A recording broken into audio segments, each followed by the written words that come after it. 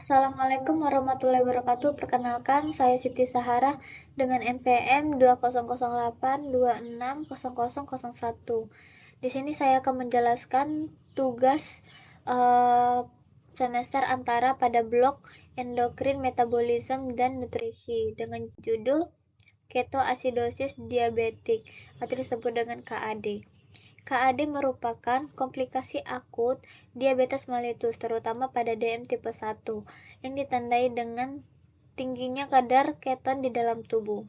KAD juga memiliki gejala seperti mual muntah, dehidrasi, penurunan kesadaran, nafas berbau seperti buah-buahan, aseton, rasa sangat haus yang tidak hilang walaupun sudah minum.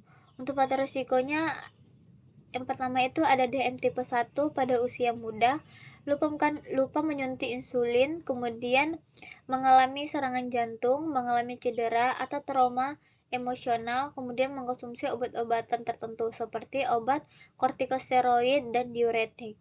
Untuk komplikasinya ada gagal ginjal, stroke, di-vein trombosit, kemudian infeksi sekunder, gangguan pernafasan.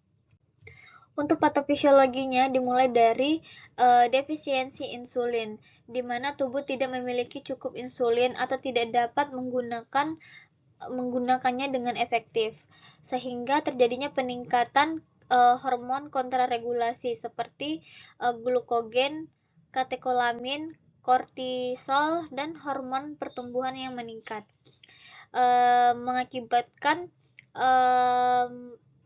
memecah lemak menjadi asam lemak bebas yang kemudian dioksidasi di hati untuk menghasilkan beban keton, di mana asam amino dan gliserol yang dihasilkan dari pemecahan otot digunakan untuk gluconeogenesis, sehingga akumulasi keton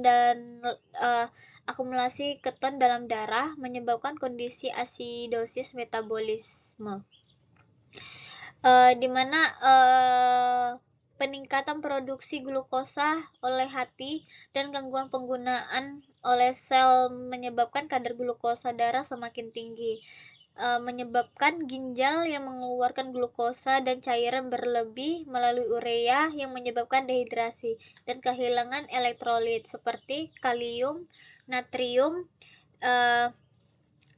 dan fosfat.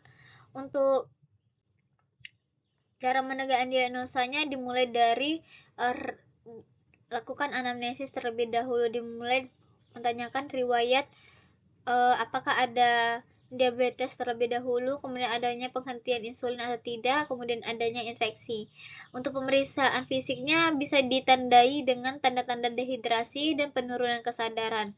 Untuk pemeriksaan penunjang dilakukan pemeriksaan gula darah, kemudian pH darah arteri, kemudian dilakukan pemeriksaan ketonuria atau ketonemia yang positif, kemudian pemeriksaan urea, kemudian kreatinin.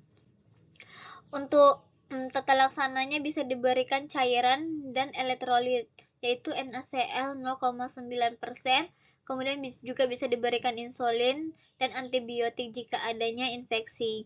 Untuk edukasi dan pencegahannya, yaitu adanya pentingnya patuh terapi insulin, kemudian periksa kadar gula darah 3-4 kali per hari. Kemudian konsumsi makanan yang sehat dan bergizi yang seimbang, lakukan olahraga secara rutin. Bisa untuk referensinya bisa dari ini yang saya dapatkan. Sekian presentasi saya, kurang lebih saya mohon maaf. Wassalamualaikum warahmatullahi wabarakatuh.